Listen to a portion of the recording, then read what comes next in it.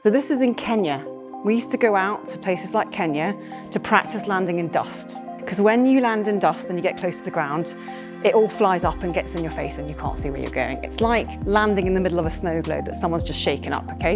And then when we landed, I could see some kind of twigs on the ground and I could smell a little bit of eucalyptus in the air. And I looked back and left and there was a eucalyptus tree and the branches were like this. And I surmised that we may have impacted this tree with our rotor blades.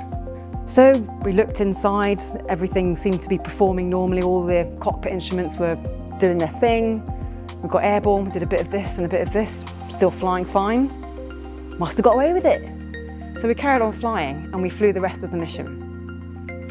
And when I landed, I got on the sat phone and I rang my boss and said, "Boss, small problem, had a bit of an argument with a tree." And I heard this sigh on the end of the phone and he went, "Oh, we're moving 450 troops tonight. I need every helicopter." And I went, don't worry, the tree is looking much worse than the helicopter. It'd be fine to fly." He said, "Okay, fine, let's do that then." Great.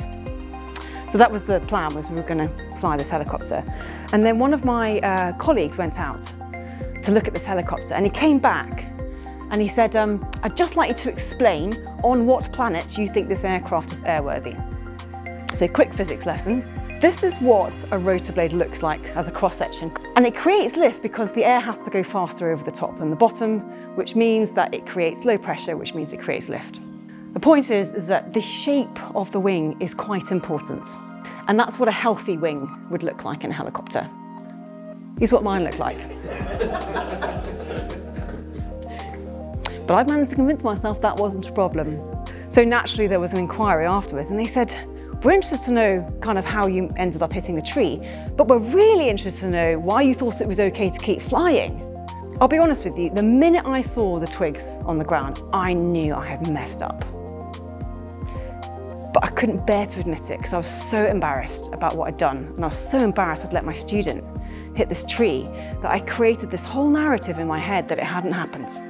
And in doing so, I had endangered the lives of my crew. And I was utterly ashamed of myself. But then he did something amazing. He went first.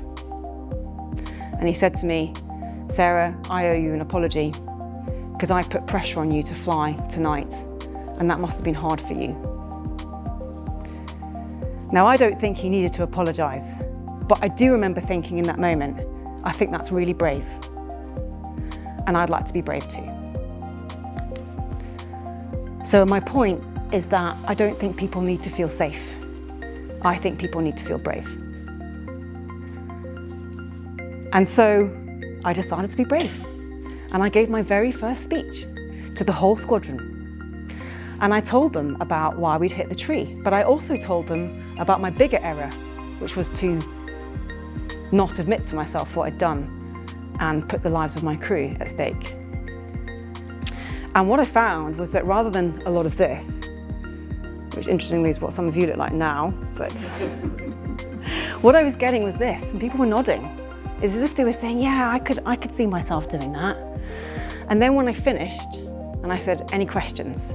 someone raised a hand and they said, "Do you know what, I did something really similar recently." So what I discovered was that you go first and people start to follow your example.